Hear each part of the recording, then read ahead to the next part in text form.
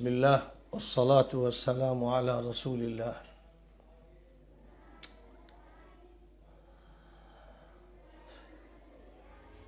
ملک کے حالات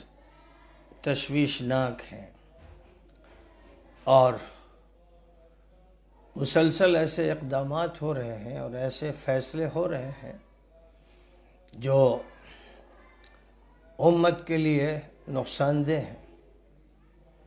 اور امت مسلمہ کا جہاں تک تعلق ہے وہ چونکہ اپنے اصل فریضے سے عملاً دستبردار ہو گئی ہے، اس لیے مشکلات اس کی بڑھتی چلی جا رہی ہیں اور ایسا لگتا ہے کہ اللہ تعالیٰ کی طرف سے پکڑ ہو رہی ہے، متنبہ کیا جا رہا ہے اور تنبیہ فرمائی جا رہی۔ ادھر چند سالوں میں جو حالات رہے ہیں ان میں اسلامی تشخص ایک ایسا موضوع بن گیا ہے کہ اس پر گفتگو ہوتی ہے، مضامین لکھے جاتے ہیں، تقریریں ہوتی ہیں، لیکن اس تشخص کو قوم کے درمیان اور امت کے افراد کے درمیان اس طرح سے مستحکم کر دیا جائے اور اس کو ایسی عملی شکل دے دی جائے کہ اطمینان ہو جائے کہ دین ہمارا محفوظ رہے گا، شریعت محفوظ رہے گی، دینی تعلیم محفوظ رہے گی، دینی مزاج کی حفاظت ہوگی۔ اس سلسلے میں جو عمل ہونا چاہیے وہ برائے نام ہوتا ہے اور اس کی بڑی وجہ یہ ہوتی ہے کہ جن باتوں کا تذکرہ ہوتا ہے، جن چیزوں کی ہدایات دی جاتی ہیں اور شریعت کے جو احکام بیان کیے جاتے ہیں، خاص طور پر جب مسئلہ تقریبات کا آتا ہے، شادیوں کا آتا ہے، جہیز کا، بارات کا، دعوتوں کا، تو یہ دیکھا جاتا ہے کہ احکام شریعت کی مخالفت صرف عوام نہیں کرتے ہیں، وہ علماء بھی کرتے ہیں، وہ مفتی بھی کرتے ہیں جو فتوے کی زبان الگ استعمال کرتے ہیں اور وعظ الگ طرز سے دیتے ہیں، لیکن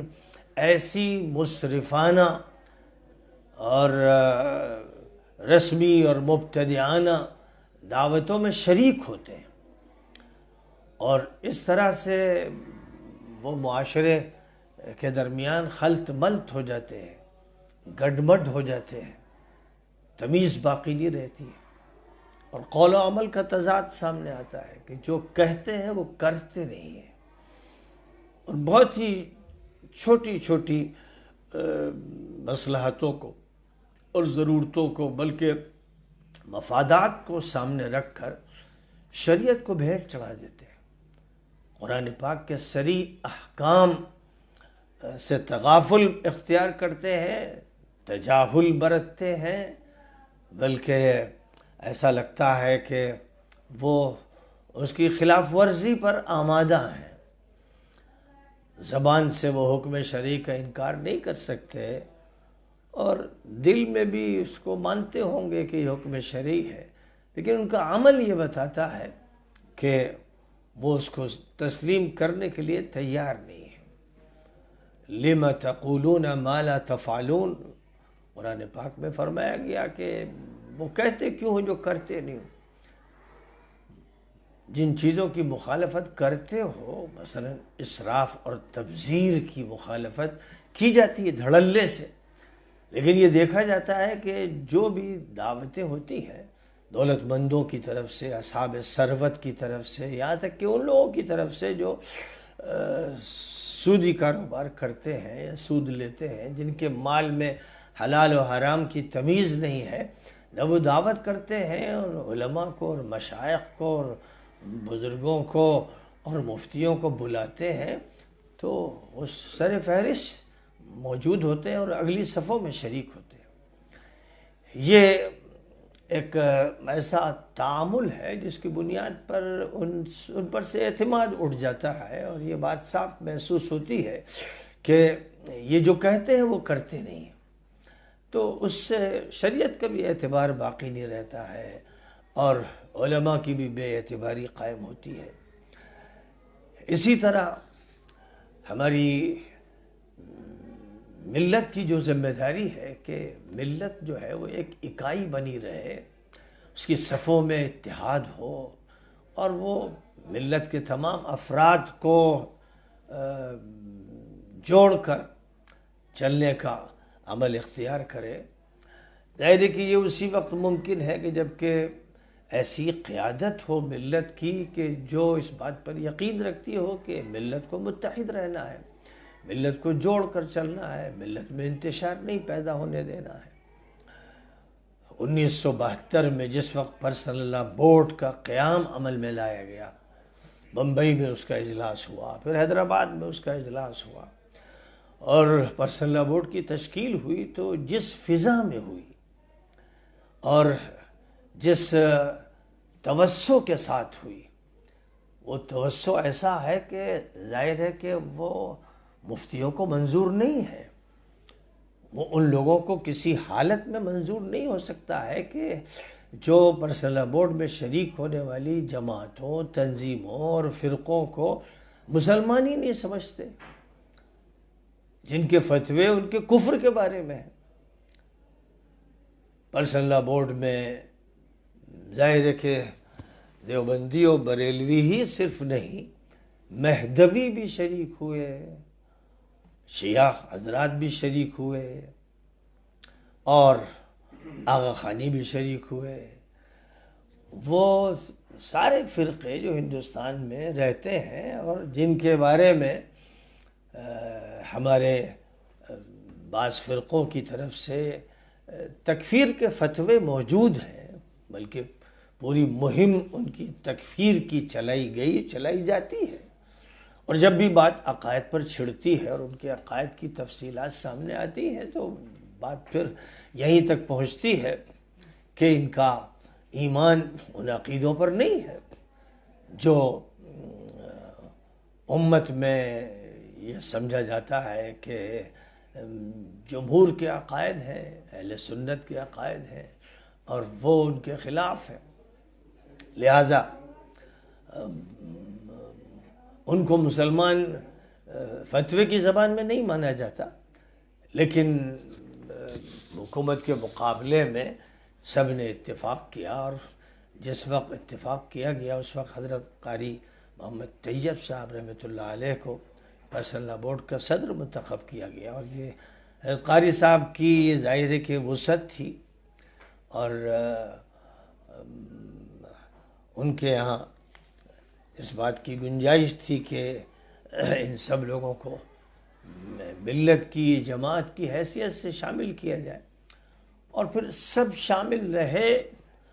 اور ایک طویل عرصے تک حضرت مولانا سید ابو الحسن علی حسنی ندوی کی قیادت کا جو دور رہا، اس وقت تک کہ یہ دیکھا گیا، اور میں چونکہ 1980 کے بعد سے شریک رہا بڑے بڑے اجلاس میں اور خطابات کے مواقع حاصل ہوئے، تو میں تو اس سے خوب اچھی طرح سے واقف ہوں کہ بہت بڑی تعداد میں بریلوی حضرات شریک ہوتے تھے، ان کے بڑے ذمہ دار شریک ہوتے تھے، اور شیعہ حضرات مولانا کلب عابد، مولانا کلب صادق پوری طرح سے اس میں شریک ہوتے تھے، حصہ لیتے تھے، اور کہیں بھی اس بات کا احساس نہیں ہوتا تھا کہ پرسنل لا بورڈ میں اب حلقوں کی بنیاد پر اور فرقوں کی بنیاد پر تقسیم ہو رہی۔ لیکن اس کے بعد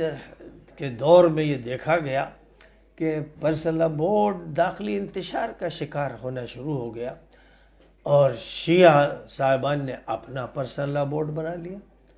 خواتین نے اپنا پرسنل لا بورڈ بنا لیا، بریلویوں نے اپنا پرسنل لا بورڈ بنا لیا، تو پرسنل لا بورڈ کے ٹکڑے ہوتے چلے گئے۔ اب اسی کا خطرہ ہے کہ اب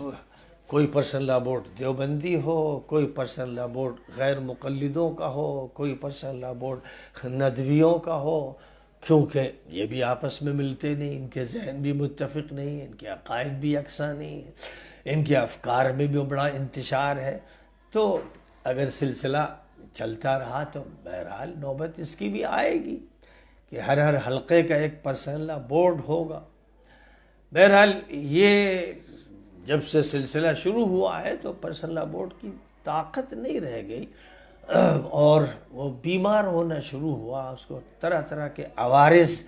لگنا شروع ہوئے، اور ہوتے ہوتے نوبت اس کی آئی کہ وہ ہاسپٹلائز ہو گیا، اور بوڑھا تو ہو ہی چکا تھا، پھر مزید بیماریاں لگتی چلی گئیں، اور اب تو ایسا لگتا ہے کہ بس وہ وینٹیلیٹر پر ہے۔ اب ایسا لگتا ہے کہ اس کا آخری دور ہے۔ حالات اسی طرف آگے بڑھتے چلے جا رہے ہیں۔ ہر عقل مند آدمی اس کو جانتا ہے، اور قانون سے واقفیت رکھنے والا جانتا ہے، اور اس ملک میں جو مختلف آبادیاں رہتی ہیں وہ بھی اس کو جانتے ہیں کہ یکساں سول کوڈ نافذ نہیں ہو پائے گا، اور یکساں سول کوڈ ایک ایسا خیال ہے، ایک ایسا تصور ہے جو بس ایک واہمہ ہے، یا یوں کہیے کہ چھیڑنے چھاڑنے کا ایک ذریعہ ہے۔ ورنہ جو بھی ہندو کہلاتے ہیں ان میں اتنے فرقے ہیں، اتنے سیکشنز ہیں، اور ایسے زبردست اختلافات ہیں کہ وہ اپنے پرسنل لاز کو یکساں کر ہی نہیں سکتے۔ اور باقی جہاں تک تعلق ہے جینیوں کا اور بدھسٹوں کا اور سکھوں کا اور عیسائیوں کا اور پارسیوں کا، وہ ایک پرسنل اللہ کو قبول کر ہی نہیں سکتے۔ یعنی جو کچھ تشخص مختلف فرقوں کا باقی ہے وہ پرسنل اللہ سے باقی ہے، اور کچھ ظاہری علامتیں ہیں، چاہے وہ پرسنل لاز میں داخل نہ ہوں، لیکن ان سے اپنی شناخت کراتے ہیں فرقے کے لوگ، مختلف حلقوں کے لوگ۔ تو اس لیے جہاں تک حقیقت پسندی کا تعلق ہے اور واقعات کی دنیا کا تعلق ہے، تو یکساں سول کوڈ صحیح معنی میں نافذ نہیں ہو پائے گا۔ لیکن بہرحال اگر یہ طے کر لیا جائے کہ کوئی بھی ایک قانون طے کر دیا جائے گا اور سب پر نافذ کر دیا جائے گا، یعنی ایک ایسا نظام طے کر دیا جائے جو غیر جمہوری ہو اور جس میں موجودہ دستور بھی باقی نہ رہنے دیا جائے، اور سیکولرزم کے جو معنی ہے، جو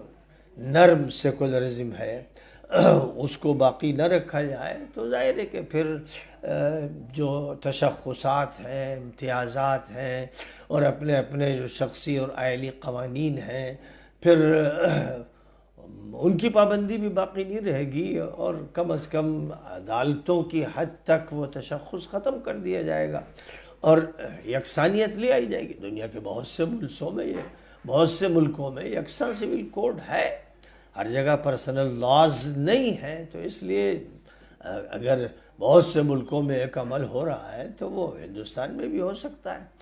لیکن یہ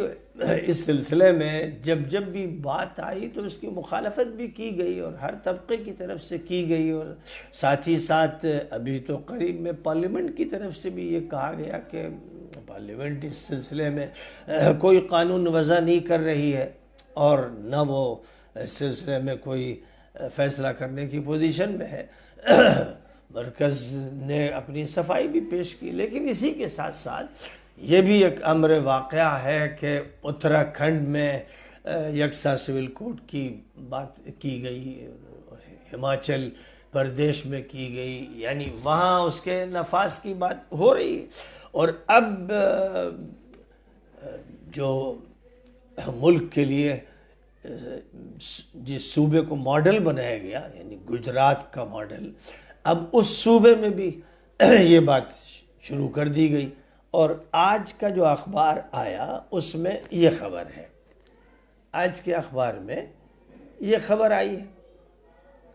اور یہ خبر یہ بتاتی ہے کہ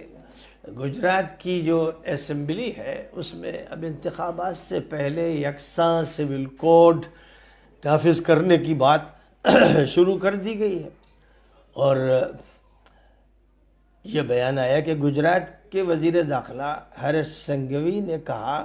کہ وزیر اعظم مودی اور امت شاہ کی قیادت میں ریاست کے وزیر اعلیٰ نے ایک تاریخی فیصلہ لیا ہے۔ گجرات کے وزیر داخلہ ہرش سنگھوی نے ہفتے کو ریاست میں یکساں سول کوڈ کو نافذ کرنے کے لیے ایک کمیٹی کی تشکیل دینے کا اعلان کیا۔ کمیٹی کی سربراہی ہائی کورٹ کے ریٹائرڈ جج کریں گے۔ یہ فیصلہ ریاستی کابینہ کی میٹنگ میں لیا گیا۔ ریاستی وزیر داخلہ نے یہ کہا کہ گجرات کے وزیر اعلیٰ بھوپیندر پٹیل نے وزیر اعظم نریندر مودی اور ملک کے وزیر داخلہ امت شاہ کی قیادت میں آج کابینہ کی میٹنگ میں ایک تاریخی فیصلہ لیا ہے۔ اجلاس میں یکساں سول کوڈ کے لیے کمیٹی تشکیل دینے کا فیصلہ کیا گیا۔ گجرات میں آئندہ اسمبلی انتخابات سے قبل ریاستی حکومت نے ریاست میں یکساں سول کوڈ کے نفاذ کا جائزہ لینے کے لیے ایک پینل کی تشکیل کا اعلان کیا ہے، اور یہ خیال ہے کہ اس سے قبل ریاست اتراکھنڈ اور ہماچل پردیش کی حکومتوں نے یکساں سول کوڈ کو نافذ کرنے کے اپنے فیصلے کا اعلان کیا تھا۔ تو اس اعتبار سے گجرات میں جب یکساں سول کوڈ کی بات ہو رہی ہے اور وزیر اعظم مودی اور وزیر داخلہ امت شاہ بھی میٹنگ میں شریک ہیں، اور حکومت جو قرارداد پاس کر رہی ہے جس کے لیے کمیٹی بنائی گئی ہے، اور ظاہر ہے کہ اس کو نافذ کرنے کی بات کرنا ہے، اور خاص طور پر اس فضا کے لیے کہ جو الیکشن سے پہلے بنائی جاتی ہے، جس میں اس بات کی کوشش کی جاتی ہے کہ پولرائزیشن ہو، اور عام طور پر ذہنوں میں یہ بات بٹھائی گئی ہے کہ اس ملک میں ایک ہی قانون ہونا چاہیے۔ تو اب ایک ہی قانون ہونا چاہیے جب بات کہی جاتی ہے تو اکثریت کو اس پر خوشی ہوتی ہے کہ جو ایک قانون ہوگا وہ ہندو راشٹر کے مطابق ہوگا، لہذا وہ منوسمرتی کو نافذ کرنے والا قانون ہوگا یا اس کے قریب قریب ہوگا۔ تو انہیں اس سے کوئی تکلیف ہونا تو دور کی بات ہے، خوشی ہوتی ہے، اور وہ چاہتے ہیں کہ ایسا ہو، کیونکہ وہ یہ محسوس کرتے ہیں کہ سب سے زیادہ اس معاملے میں حساس مسلمان ہیں۔ وہ اس کو موت و حیات کا مسئلہ بنا لیتے ہیں، اور اس لیے اس کے ذریعے سے پولرائزیشن کا کام اچھے طریقے پہ ہو سکتا ہے۔ تو یہ کوشش بہرحال گجرات سے شروع کی جا رہی ہے، اور مختلف صوبوں سے یہ عمل آگے بڑھتا چلا جائے گا، جس کا مطلب یہ ہوگا کہ جب عوام یہ چاہتے ہیں، یہاں کی اکثریت یہ چاہتی ہے، تو الیکشن میں تو اکثریت کی بنیاد پر فیصلہ ہوتا ہے۔ لہذا اگر یہ بات مان لی جائے گی کہ اکثریت کی یہی رائے ہے، 51%، 60%، 70% نہیں، 51% ہی اگر یہ چاہتے ہیں کہ یکساں سول کوڈ ہو، تو پھر کوئی رکاوٹ نہیں رہے گی، اس لیے کہ جمہوریت تو اس کو تسلیم کر لیتی ہے کہ ایک بھی عدد اگر نصف سے زیادہ ہو جاتا ہے تو اس کو اکثریت مان لیا جاتا ہے، اور پھر یہ جمہوریت جو ہے اس کو اکثریت کے فیصلے کے طور پر قبول کر لیتی ہے۔ اسی طرح آج جو اخبار میں شیعہ پرسنل لا بورڈ کی طرف سے ایک بیان آیا، ایک اعلان آیا، ظاہر ہے کہ جو سنی پرسنل لا بورڈ ہے وہ تو کچھ عرصے سے وینٹیلیٹر پر ہے، لیکن جو پرسنل لا بورڈ اس بڑے پرسنل لا بورڈ سے بنائے گئے، اس کے اندر سے نکلتے گئے خواتین کا پرسنل لا بورڈ، اور بریلویوں کا پرسنل لا بورڈ، اور شیعوں کا پرسنل لا بورڈ، وہ اب یہ کہتا ہے کہ یکساں سول کوڈ پرسنل لا میں دخل اندازی ہے۔ یہ شیعہ پرسنل لا بورڈ کا اعلان ہے، اور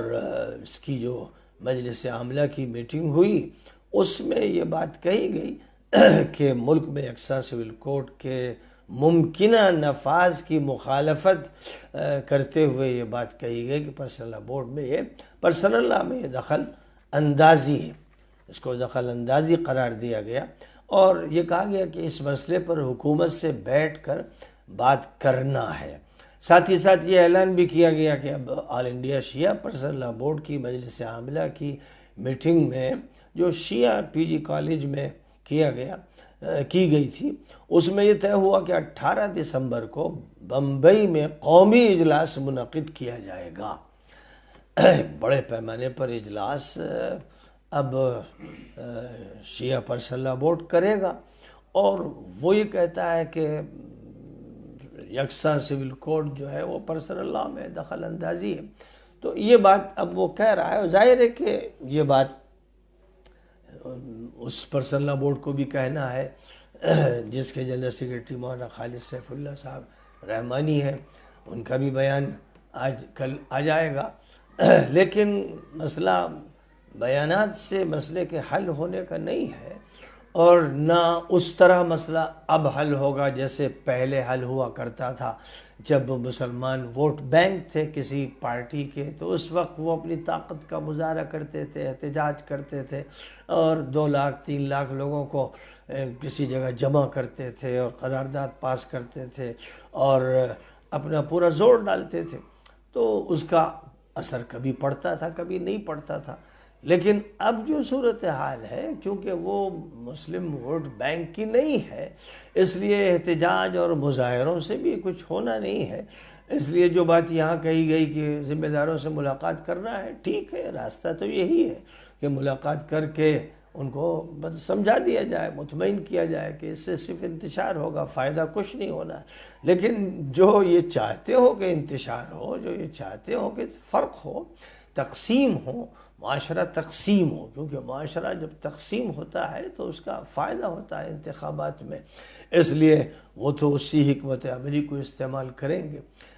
بس میرا یہ کہنا ہے کہ یہ ساری مصیبتیں جو داخلی طور پر پیدا ہوئیں، جن کی بنیاد پر ایک پرسنل لاء بورڈ کے ٹکڑے ہوئے اور پھر الگ الگ ٹکڑے اپنے اپنے وجود کو ثابت کرنے میں لگے ہوئے ہیں، اور ملت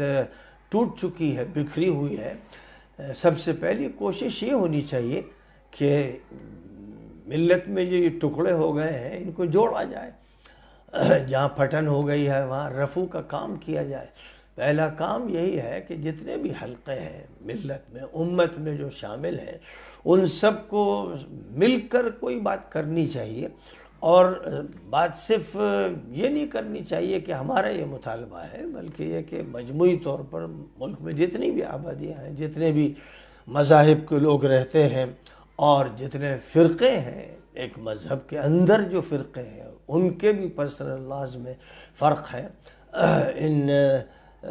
سب کو بھی سمجھتے ہوئے سب کو ساتھ لے کر کام کرنا چاہیے۔ اور بات جو کرنی چاہیے، حکومت سے بھی جو بات کی جائے وہ صرف مسلمان وفد کی بات نہ ہو۔ اگر بات اس طرح ہوگی کہ شیعہ بات کر رہے ہیں، بریلوی بات کر رہے ہیں، مشائخ بات کر رہے ہیں، دیوبندی بات کر رہے ہیں، اور فلاں بات کر رہے ہیں، تو ان باتوں میں تو کوئی دم نہیں ہوگا، ان کا کوئی اثر پڑنے والا نہیں ہے۔ اور جہاں تک میں سمجھتا ہوں کہ یہ سمجھنا چاہیے، کوشش کرنا ضروری ہے، لیکن یہ سمجھنا چاہیے کہ مسئلہ جو ہے وہ عالمی مقاصد کی خاطر جو عالمی نظام ہے، اس عالمی نظام کو کیونکہ ہر ملک میں برپا کیا جا رہا ہے اور اس کے لیے محنت اور کوشش ہو رہی ہے، اس کی خاطر یکساں سول کوڈ نافذ کیا جائے گا۔ اس کی تیاری ہوگی، وقت لگے گا، اس میں رائے لی جائے گی، اور ظاہر ہے کہ اکثریت جو ہے ملک کے باشندوں کی اکثریت اس کے حق میں رائے دے گی، اور نتیجہ اس کا یہ ہوگا کہ ڈیموکریٹک اصول کے مطابق یکساں سول کوڈ کے نفاذ کا راستہ ہموار کر دیا جائے گا۔ اس کو سمجھنا چاہیے اور بھول میں نہیں رہنا چاہیے۔ تو ایک مسئلہ تو یہ ہے کہ پوری ملت کے اتحاد کی کوشش کی جائے، اور اس کے لیے ایک طاقتور اور جاندار قیادت ہونی چاہیے۔ اگر قیادت بیمار ہے، کمزور ہے، تو متبادل قیادت کا انتظام ہونا چاہیے۔ یہ ضروری ہے، اس کے بغیر کوئی حل نہیں ہوتا ہے۔ ان چیزوں کو ٹالنا اور اس کو بھی تبرک کا ذریعہ بنانا، یہ ایسا تجاہل عارفانہ ہے، اور ایک ایسا عمل ہے کہ جس سے قوموں کی قسمت پر مہر لگ جاتی ہے. اس لیے ملی سطح پر ایک اقدام ہونا چاہیے، لیکن اس ملت کی ذمہ داری ہے کہ اس ملک میں جتنے لوگ بھی رہتے ہیں کسی بھی مسئلے کا جن سے تعلق ہے، مثلا معاشی مسئلہ ہو تو اس کا تعلق سب سے ہے، صرف مسلمانوں کا مسئلہ نہیں، ملازمت کا مسئلہ ہو، بیکاری کا مسئلہ ہو، ایجوکیشن کا مسئلہ ہو، یہ سارے مسائل ایک قوم کے نہیں ہیں، ملک کے تمام باشندوں کے ہیں. اس لیے جب صرف ایک قوم کسی مسئلے کو جو مشترک ہے اپنا بنا کر لے کر آگے بڑھتی ہے تو اس سے وہ محدود ہو جاتا ہے اور اس میں طاقت نہیں رہ جاتی ہے. اس لیے میں سمجھتا ہوں کہ جتنے بھی سیکشنز ہیں، یعنی سناتن دھرم سے تعلق رکھنے والے جتنے سیکشنز ہیں، وہ ان کو بھی اس سلسلے میں ساتھ لیا جائے، ان سے رائے لی جائے کہ بھئی کیا آپ یہ چاہتے ہیں کہ ایک قانون ہو، کیا آپ کے قانون میں اور دیگر فرقوں کے قانون میں فرق نہیں ہے، کیا آپ کے فیملی جو لاز ہیں وہ سب یکساں ہیں. اور پھر اس کے بعد اس ملک میں جو سکھ ہیں، جو جینی ہیں، جو بدھسٹ ہیں اور دیگر فرقوں کے لوگ ہیں، ان سب کے ذمہ داروں سے اور بڑوں سے بات کرنی چاہیے کہ ایسا کوئی اقدام جو ہے وہ نقصان دہ ہوتا ہے، اس کا کوئی فائدہ نہیں ہے. اس لیے سب کو ساتھ لے کر بہرحال کوئی متحدہ قدم اٹھانا چاہیے اور سب سے پہلے ملت کو متحد ہونا چاہیے اور اپنے اندر سے انتشار کو دور کرنا چاہیے. اور جو ملت کا مزاج بنا دیا گیا ہے توڑ پھوڑ کا اور حلقوں کو، لوگوں کو کاٹنے کا اور اپنے وجود کو ثابت کرنے کا اور یہ کہ بس میں ہی رہوں، یہ مزاج بے انتہا خطرناک ہے، بڑا مہلک ہے، تباہ کن ہے. اس سے ایک حلقہ یا ایک طبقہ تباہ نہیں ہوتا ہے، پوری ملت تباہ ہو جاتی. غلطی ایک کرتا ہے، ایک ڈرائیور نشے کی حالت میں بس چلاتا ہے، پوری بس کے سواریوں کو نقصان پہنچاتا ہے. ایک پائلٹ سے غلطی ہوتی، پورا جہاز تباہ ہو جاتا ہے. ریل کے ایک ڈرائیور سے غلطی ہوتی، پوری ریل پٹری سے اترتی ہے، تباہی بچ جاتی ہے. اس لیے ملت کی ذمہ داری ہے کہ یہ دیکھے کہ اس ملت کی قیادت جو ہے وہ کن ہاتھوں میں ہے اور وہ اس کی قیادت کر سکتے ہیں کہ نہیں. تو مسئلہ ہوتا ہے کہ ذہنی طور پر کر سکتے ہیں کہ نہیں، دوسرے جسمانی طور پر کر سکتے ہیں کہ نہیں، اور سرگرمی دکھا سکتے ہیں یا نہیں، جو قدم اٹھانا چاہیے وہ اٹھا سکتے ہیں یا نہیں. ان ساری باتوں پر سنجیدگی کے ساتھ غور ہونا چاہیے اور باتوں کو ٹالنا نہیں چاہیے. اور آپس کے اتحاد کے ساتھ پھر جو دیگر قومیں ہیں ان کو بھی ساتھ شامل کیا جائے تو جتنے بھی مسائل ہیں، مسئلہ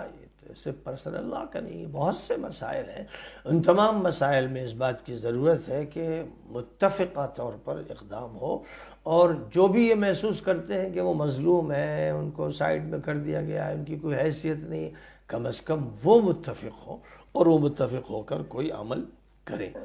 ایک تو یہ ذمہ داری. دوسری جو بات ہے وہ یہ کہ یہ سمجھیں کہ ایک چیز ہے جو ہونے والی ہے، جو وینٹیلیٹر پر ہے، اس کا انتقال ہونے والا ہے، اسے رخصت ہونا ہے. اور جب ایسا ہونا ہے تو پھر متبادل کے بارے میں لازمی طور پر غور کرنا ہے. اب متبادل شخص کا صرف تلاش نہیں کرنا ہے، جو نظام ہے، جو مجموعی طور پر ہمارا نظام ہے، وہ نظام سیاسی ہو، معاشی ہو، سماجی ہو، عدالتی ہو، ہر وہ نظام جس کے اندر کمی ہو، جس کے اندر یہ محسوس ہو رہا ہو کہ بیماری در آئی ہے، اس نظام کی اصلاح ضروری ہے. اور اگر اصلاح نہیں ہو سکتی تو اس کا متبادل ضروری ہے. اور یہ سمجھنا چاہیے، اس ملت کو یہ سمجھنا چاہیے کہ اس کا کام تو یہ تھا کہ یہ شاہدہ علی الناس ہے، تمام لوگوں کے سامنے حق کی گواہی پیش کرنے کے لیے اس امت کو برپا کیا گیا ہے، اور اس کی صفت یہ ہے کہ اخرجت للناس، تمام انسانوں کے لیے اس امت کو برپا کیا گیا ہے۔ اس لیے اس کا خطاب صرف اپنے لوگوں سے اور اپنے بھی دھڑوں میں سے کسی دھڑے سے نہیں ہونا چاہیے، اس کا خطاب تمام انسانوں سے ہونا چاہیے، تمام اہل مذاہب سے ہونا چاہیے، تمام قوموں، قبیلوں، طبقوں سے ہونا چاہیے۔ اس سطح پر اس امت کو آنا ہے، اور یہ دیکھنا ہے کہ معروفات کیا ہیں جن کی تلقین کی جائے، ان کو آگے بڑھایا جائے، وہ چاہے ہندوؤں کے یہاں ہوں یا سکھوں کے یہاں ہوں، کسی کے یہاں جو معروفات ہیں، اچھی باتیں ہیں، ان کو فروغ دیا جائے، اور جو منکرات ہیں وہ کہیں بھی ہوں، کسی بھی طبقے میں ہوں، ان کا ازالہ کیا جائے۔ تو ہم جب معروفات اور منکرات کے موضوع پر بات کرتے ہیں تو ایک تو مسلمانوں میں سمٹ کے آتے ہیں، پھر اپنے حلقے میں یعنی بریلوی اور دیوبندی اور مقلد اور غیر مقلد اور شیعہ اور سنی حلقے میں آتے ہیں، پھر اس میں بھی جو دھڑے ہیں، ٹوٹ پھوٹ ہے، اس میں بھی چھوٹے سے حلقے میں بات کرتے ہیں، یہ سمجھ کر کہ بس یہ ہیں ہمارے مریدین اور متوسلین اور متعلقین، ہمیں ان سے بات کرنی ہے، دوسروں سے بات نہیں کرنی ہے۔ یہ سوچ بیمار سوچ ہے، کینسر زدہ سوچ ہے۔ اس سوچ سے نجات پانی بہت ضروری ہے، اور خطاب عام ہونا چاہیے، اور ہر مسئلے پر یہ غور کرنا چاہیے کہ وہ کون سا مسئلہ ہے جو انسانی نوعیت کا ہے، ملکی ہے، اور وہ قومی سطح کا ہے، تو اسی سطح کی اس سلسلے میں بات ہو، اور بات افہام و تفہیم کے لیے ہو، بات صرف احتجاج کے لیے نہ ہو، صرف مظاہرے کے لیے نہ ہو، بلکہ ہمیں پہلے اپنا موقف سمجھانا ہے، اور وہ موقف بھی مدلل ہونا چاہیے، معقول ہونا چاہیے۔ جس طرح کا موقف اختیار کیا گیا، یعنی پرسنل لا بورڈ نے کئی مسائل میں جو موقف اختیار کیا، وہ موقف فی نفسہ ہی صحیح نہیں تھا،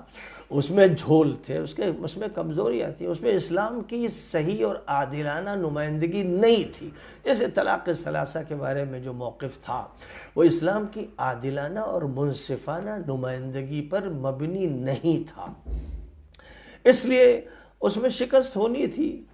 پہلے ہوتی یا بعد میں ہوتی۔ اسی طرح اور بھی بہت سے ایسے مسائل ہیں جن مسائل کو پہلے تو ہمیں اپنے طور پر حل کرنا چاہیے، پھر ان کی صحیح تفہیم کرنی چاہیے۔ حجاب کا مسئلہ جو ہے اس کو جس طرح سمجھانا چاہیے اور جس طرح اس کو حل کرنا چاہیے، دیکھا یہ گیا کہ اس طرح سے اس پر بات نہیں ہو رہی ہے، اور بہرحال مسئلہ لوٹ پھر کے کورٹ میں جاتا ہے، اور کورٹ فیصلہ جو بھی کرتا ہے تو وہ جج کی جو معلومات ہے، اس کا جو مطالعہ ہے، اس کا جو سوچ ہے، اس کی بنیاد پر ہوتا ہے۔ تو اس طرح سے آپ اپنی شریعت کی تو نمائندگی صحیح طور پر نہیں کر سکتے ہیں۔ اگر یہ صلاحیت ہوتی کہ کسی بھی مسئلے کو سپریم کورٹ کے چیف جسٹس سے لے کر عام جو کورٹس ہیں ان کے ججوں تک